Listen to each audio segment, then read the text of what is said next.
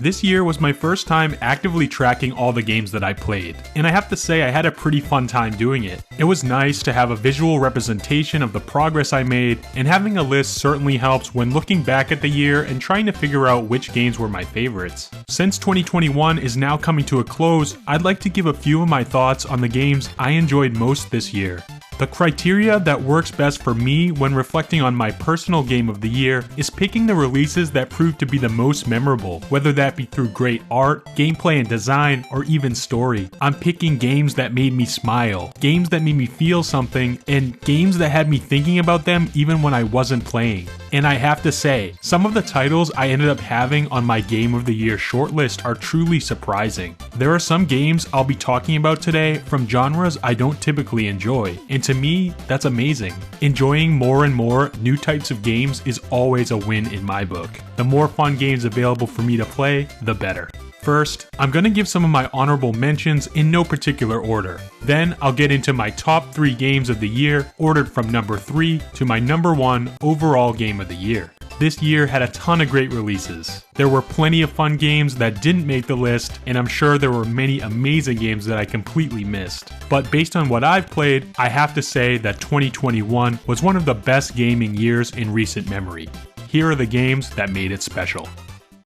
Pokemon Unite. Perhaps the biggest surprise on my list, Pokemon Unite captured my full attention for a strong couple weeks this year. I'm not much of a multiplayer gamer at all. Most of the time, I tend to prefer single player experiences. That's just what I play. I prefer gaming as a solo activity I can enjoy by myself to unwind. I don't really seek out multiplayer experiences. But Pokemon Unite, the Pokemon Company's take on a multiplayer online battle arena game, left an indelible mark on me this year. Now, I only really got into Unite around launch, so I can't speak for some of the game's newer updates, since at this point I only pop on occasionally for a few games here and there, but what I can say is that I was utterly smitten by Unite at launch. As someone with a little bit of prior MOBA experience, I felt pretty comfortable right away. The learning curve was far less intense than I anticipated, and within a day I was cruising in Pokemon Unite, winning matches left and right. I have to commend the game's simplicity while still maintaining elements of deep strategy and a competitive metagame. This is a balance that Pokemon so often seems to nail, and they always amaze me for that. Sometimes I cringe when I see multiplayer games on Game of the Year lists, but here I am, putting one as the honorable mention on my first ever list. Why? Because I believe Pokemon Unite is a great game and a big achievement in gaming this year. A triumph in creating a popular console MOBA while staying true to the heart of the Pokemon world and characters. And though it didn't stick with me for very long, and I no longer feel compelled to play online every day, I'll always remember the fun I had melting away enemy teams with Zeraora's Discharge and sniping fleeing opponents with Venusaur's Solar Beam. Long live Pokemon Unite. Cyber Shadow. In a year where 2D action platforming burst right back into vogue with a certain female bounty hunter's grand return, a little game that came out earlier in the year helped remind me how much I love the genre. I have a love-hate relationship with Cyber Shadow from Mechanical Head Studios. Honestly, I can't say I was always having fun during my Cyber Shadow playthrough. It's definitely a nice looking game, but the narrative and concept felt a little weird to me and I didn't connect with it at all. Some of the levels felt pretty samey, certain challenges were very frustrating, and the motorcycle sections were no fun at all. But what I can say is there were enough great levels, challenges, and bosses in Cyber Shadow to sustain me through some of the drudgery. So why am I complaining so much about one of my contenders for Game of the Year? Well, because I usually don't give indie games a chance. I'd like to, of course, but Nintendo gives us so much to enjoy month in and month out, there's not as much downtime as I would like to be able to check out some of these independent titles. I don't want to sound like a snob, but to be honest, it takes a lot to get me to buy something that's not a major Nintendo release. But something about Cyber Shadow compelled me to pick it up. A combination of the attractive, old-school style visuals and strong marketing with the help of Shovel Knight developer Yacht Club Games pushed me over the edge to give this indie a try. And though the experience wasn't perfect, I'm glad I gave it a chance. This year, Cyber Shadow showed me that taking the time to invest in an indie can be worth it. Even if Cyber Shadow is far from a masterpiece, it hit enough right notes that it made an unmistakable impression on me this year. During its highs, it gave me that feeling of triumph and accomplishment that some of the best 2D platforming levels and bosses offer. And though I might not ever go back to the game, I'm glad I stuck it through on my initial go-around. If you missed this one, I really do recommend checking it out. It might not be a perfect experience, but if you are a fan of 2D action platformers like me, you can really find some nuggets of gold in Cyber Shadow, my favorite indie of the year. Mario Party Superstars. In my review, I called this the best Mario Party game to ever release, and this is something I still stand by. Yet another multiplayer game, I'm surprised that a Mario Party title is even in the conversation for my game of the year. But the sheer quality of Mario Party Superstars is phenomenal, and it earned its spot on the list and then some. Unlike the games I've mentioned previously, I do see myself playing much more Mario Party Superstars going into next year, regardless of if there are any downloadable updates or not. Being what I truly think is a return to form for the Mario Party series, Superstars was a bright spot in this year's slate of Nintendo releases. Bringing back some of the classic boards and minigames to create an extremely visually attractive, nostalgia-fueled collection was a stroke of genius from Nintendo. Revisiting classic content via a slick new engine and smoothing out some of the rough edges should be the goal of every video game remake. And this is exactly what Mario Party Superstars does. Sure, I have my complaints about the game, a few more boards and playable characters would have gone a long way, and the content can start to run dry after a while, but it's just so much fun that in the grand scheme of things, it doesn't really matter. Overall, Superstars is a package that Nintendo went above and beyond with, and executed flawlessly. Mario Party Superstars is no doubt one of the most important video game releases in 2021, and it's a title with still a ton of life left in it. This iteration of Party is the best yet, and it more than deserves a spot as an honorable mention in my overall Game of the Year list. WarioWare, Get It Together. One of the most hype announcements from the E3 2021 Nintendo Direct was the reveal of an all-new WarioWare title for Nintendo Switch. While not the huge, epic experience you might typically think of when talking about games of the year, WarioWare is one of the games this year that made me genuinely, uncontrollably smile. And that's important. WarioWare is a special series, and Get It Together is a special game that absolutely deserves recognition.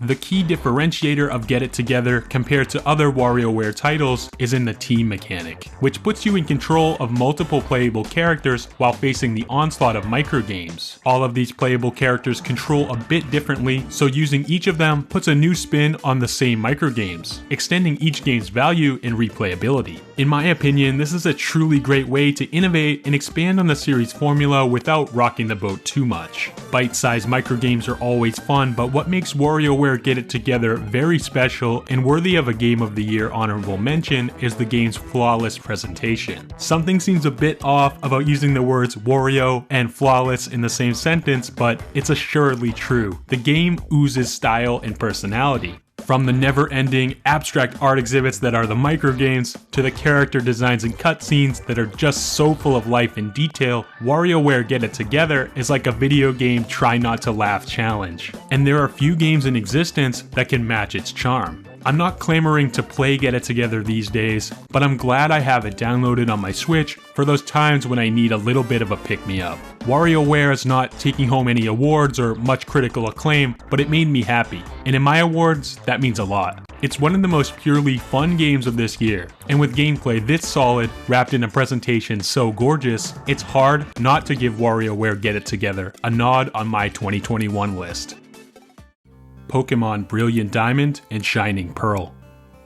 While I haven't had very much time to let these latest Pokemon titles sink in, and pretty much half this list is remake titles and ports, I had some reservations on giving my last honorable mention spot to Pokemon this year. But when I think about it, there's nothing that gets me quite as hooked as a Pokemon game, and Brilliant Diamond and Shining Pearl caught me hook, line, and sinker. I couldn't stay away from these Gen 4 remakes. For me, they are the definition of gaming comfort food, and it felt unbelievably good to revisit the world of Diamond and Pearl. I don't typically get through games fast, and this is a 20+ hour game, so the fact that I beat it in one weekend should let you know just how good it is. For me, there's really nothing quite like trekking through a new Pokemon game and discovering all that the region has to offer. And while I love adventuring through new regions, it's just as fun taking a trip through remade versions of familiar regions and seeing what's the same and what's different. I had a blast combing through Sinnoh in the Switch's new Generation 4 remakes. Brilliant Diamond and Shining Pearl landed just outside my top 3 games of the year, and honestly, if I had more time with it, it might have just ended up at number 3 or 2.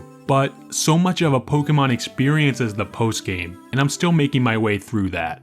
Either way, Pokemon Brilliant Diamond and Shining Pearl more than deserve a mention on this list. Yes, they are essentially the original Diamond and Pearl DS games with modernized graphics, and the quality of life features are nothing too groundbreaking, but they bring a new smoothness to an all-time classic Sinnoh adventure that makes it better than ever before. From the fantastic new art style, to the amazing music, to the great changes and improvements like the exciting new Pokemon hideaways, Champion Cynthia's smart new Pokemon sets, and the addition of Reminisce Park to catch some old favorite legendaries natively in-game, the Pokemon Company spoiled us with these remakes. It really feels like Pokemon is hitting a stride, like a freight train that can't be stopped. And I absolutely loved BDSP. I recommend these games as some of the best releases of the year, and some of the best RPGs on Switch, period. Now, it's time for my top 3 games of the year. Starting with number 3 and going up to number 1, these 3 games were the defining titles of the year 2021 for me. The Legend of Zelda: Skyward Sword HD. Until more stuff comes out capable of dethroning it, I'll always assert that The Legend of Zelda: Skyward Sword is one of the most beautiful video games ever created. Taking in every facet and detail, art, writing, music, and design, I see it to this day as head and shoulders above most of the games that have hit the market since its release in 2011. And a decade later, in the year 2021, a new standard was set, as a gorgeous HD remaster hit Nintendo Switch, and in my opinion, knocked it clean out of the park. Remastering Skyward Sword on the Switch console makes so much sense. The Switch's technology allowed for Nintendo dev teams to revisit the game and make quality of life improvements as necessary, while still maintaining the integrity and spirit of the game through the gyro functionality of the Nintendo Switch Joy-Con. And on top of that, they made the game more accessible for players who might not be physically able to play a motion-based game by granting them the ability to enjoy the game through adding button controls. What a great idea, and what amazing execution. Nintendo choosing to remaster Skyward Sword on the Switch was a fantastic decision, and in turn, they created what I believe to be the 3rd best video game release of this year. In this latest Zelda remaster, every single note was hit flawlessly, and I believe Skyward Sword HD sets the standard for classic game remasters going forward. The necessary modern-day changes, like an improved saving system and skippable dialogue and cutscenes, were seamlessly integrated, and all of the beauty and charm of the Wii original remained intact, enhanced even, with crisp HD character models and a 60 FPS frame rate. I'm still not sure how I feel about including video game remasters on Game of the Year lists, but quite simply, when the remaster is this good, it's impossible to omit it. Skyward Sword HD was a defining game of this year for me. It's at the same time everything I remembered and everything new I wanted to see. I fantasized for years about Skyward Sword being ported to the Switch and playing my favorite Wii game again, but this time swinging the Joy-Con instead of the Wii Remote. And guess what? This year, it happened. I already knew I loved Skyward Sword to pieces, but when I hit the closing credits of Skyward Sword HD, I had to take a second to revel in this all-time gorgeous video game yet again. Super Mario 3D World plus Bowser's Fury.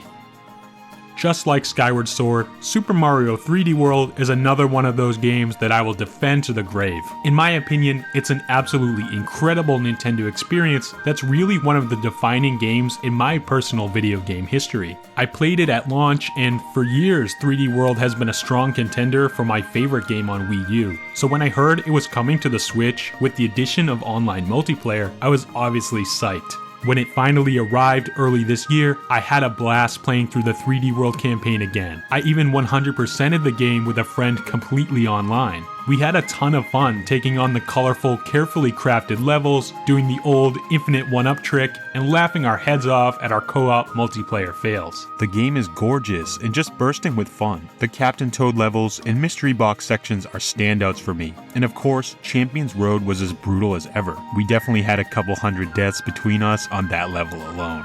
During my stretch with the game, I really looked forward to playing every night, but the amazing thing about this Switch release, even take the amazing 3D world out of the equation and it would still be up here on my Game of the Year list. Why? Because of the legitimately mind-blowing pack-in side game, Bowser's Fury. Bowser's Fury was easily my Game of the Year up until a certain other game was released several months down the line, and for good reason. New is always exciting, and this was that bit of new for Mario that I was so desperately craving. The open, free roam structure of Bowser's Fury worked so well, and was so exciting that I honestly felt in disbelief while playing it. It felt too good to be true. I felt spoiled getting a taste of all new Mario along with the main course, 3D World.